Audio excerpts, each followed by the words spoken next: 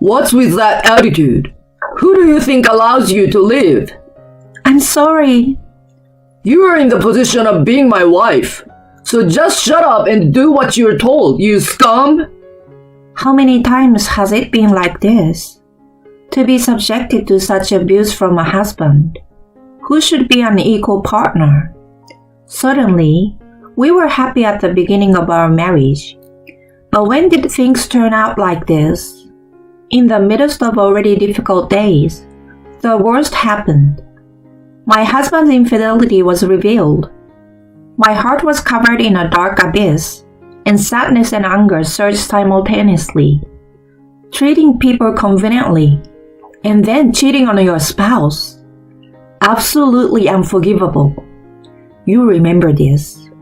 I will pay back double for all the suffering I have suffered so far. My name is Ginger Green, and I'm 28 years old. I've been married to Mark for almost 2 years.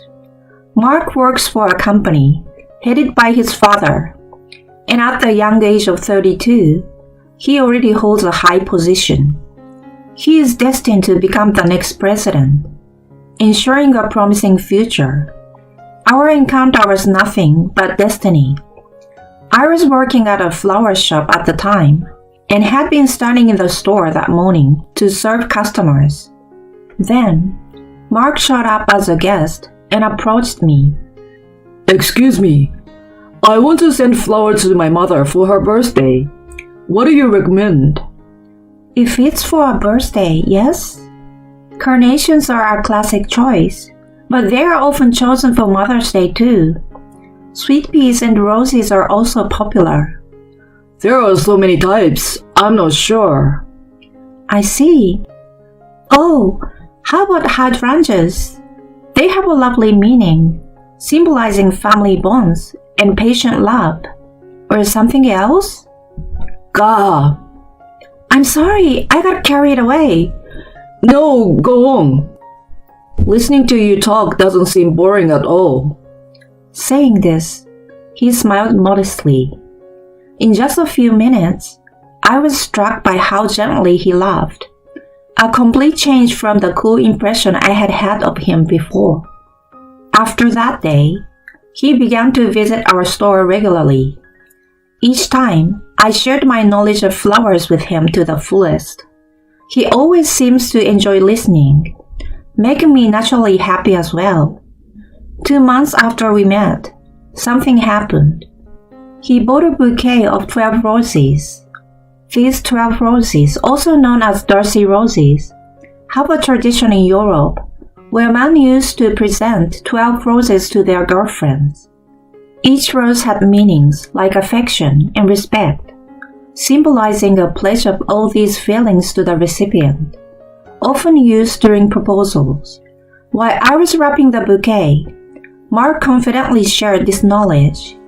I knew that different numbers of roses had different meanings, but I was surprised by how much he had researched. After finishing the wrapping, he handed the bouquet directly to me. In a state of confusion, I said, "Huh?" And he clearly stated, I like you. I want to marry you. What? Marriage? Even if you say that suddenly. What? Is there someone else? If there is, I will talk to them. No, there isn't. There's no one, but why so suddenly? If you don't like it, you don't have to accept it. But I really want you. Mark. At that moment, with no lover and feeling the pressure in front of friends quickly getting married, I might have been confused, but maybe this was fate. If someone loves me this much, I thought I could surely be happy. With that in mind, I accepted his confession and started dating. It seems he had marriage in mind from the beginning. As he quickly brought up the topic of marriage, I was fed up with my parents asking me every time I turned them down, "Is there anyone you want to go out with?" Because of this, I readily accepted his offer. I was surprised when I heard that Mark was the next president of the company. but I was increasingly attracted to his unpretentious personality, the kind that would give his mother a bouquet of flowers on her birthday. However, I began to feel uneasy about my husband's behavior. The first red flag was about 6 months into our marriage. In a strangely irritated state, my husband came home and roughly threw his bag onto the sofa. "Welcome back. What happened?" As I inquired, he raised his voice. I just made a little mistake at work, and my old man got mad at me. Why the heck? "Oh, really? But isn't it quite serious for your dad to get angry? Must have been something important." What? So you are saying I'm the one at fault? "Oh no, it's not that." I tried to laugh it off, but in the next moment, the TV remote came flying. The remote hit the wall, making a dull thud, and landed on the floor. Did my husband just throw the remote at me? Overwhelmed by fear, I collapsed on the spot, looking down at me with a cold stare. My husband uttered in a voice I'd never heard before, Don't get too carried away, okay? Mark? Just because you managed to marry the future president, don't think you're safe. If you keep acting up, I will. What are you saying? Why would you suddenly talk about throwing things away? I was just worried about you, Mark. Shut up. It doesn't mean anything for an incompetent person like you to worry about me. Got it? You're just my wife. Don't interfere with my work. Just shut up. This incident was the turning point, revealing my husband's true nature. Gradually, his verbal abuse became a daily routine. I've lost count of how many times I've heard words like good for nothing, stupid, and useless. Even now, after a year and a half of marriage, nothing has changed. I've become nothing more than a housekeeper, wearing the mask of a wife. Yet, the reason I have endured this marriage life is because of my in-laws. They treated me like their own daughter, especially my father-in-law, who has always seems to want a daughter. He keeps in touch with me regularly. Just the other day, while doing household chores, I received a call from my father-in-law. "Hello, this is Ginger." Oh, Ginger. Sorry to call out of the blue. How are you doing? "I'm fine, thank you. How are you both, Mom and Dad?" We are doing great. My wife and I were thinking about going to lunch with you soon. "Really? I'd love to join." Great to hear that. My heart naturally lightened at the sound of my father-in-law's happy voice. Upon sensing something, my father-in-law formally inquired, Ginger, are you getting along well with Mark? Yes. It's more like I'm lacking in some way." That's not true. Ginger, you're a well-raised young lady. We'll understand if we talk. "I'm not sure about that." Ginger, if anything happens with Mark, feel free to consult with me. I promise to always support you. I may be Mark's father, but I'm also your father. If you are in trouble, I will definitely help you. Contact me anytime. "Dad." Touched by his kind words, I almost shed tears. Suppressing the rising tears, I thanked my father-in-law and ended the call. "Dad, why did he bring this up now? Did I unintentionally reveal something in my voice? If I were to consult Mark's father about Mark's verbal abuse, and Mark found out, just imagining it makes me shiver. For me, my husband has become a source of fear. One day, while cleaning my husband's room, I noticed a closet was half open. It seems the coat's hem got caught, causing a slight wrinkle in the coat. Should I take this to the dry cleaners? I'm planning to pick up dry cleaning anyway. As a precaution, I checked if there was anything in the coat pocket. Then, I found a piece of paper inside the pocket. What? What is this? It's a receipt from a dubious place often visited by couples. The date indicates a stay a week ago for 12 hours. On that day, my husband claimed he had sudden overtime and would stay at the company. In that moment, I collapsed to the floor. Never did I imagine that my own husband would be cheating. Mark, why? Why would he cheat? No matter how much verbal abuse he threw at me, I never doubted his love for me. At that time, he proposed with a bouquet of roses, and that gesture couldn't have been a lie. However, I can't forgive cheating. He betrayed me.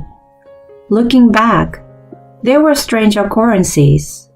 Sudden increase in overtime, constantly checking his phone, and a faint scent of soap despite supposedly him staying at the company. Now all those signs were clear evidence of infidelity. There's no room for leniency or consideration towards him anymore. This moment was when the trust I had built up for him crumbled.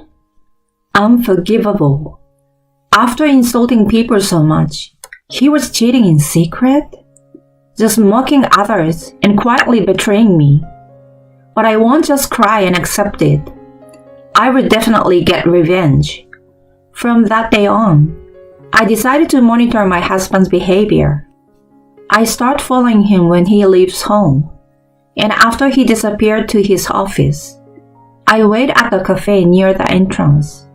Then, as expected, his lies became more and more obvious. Today, I will be working overtime and staying at the company.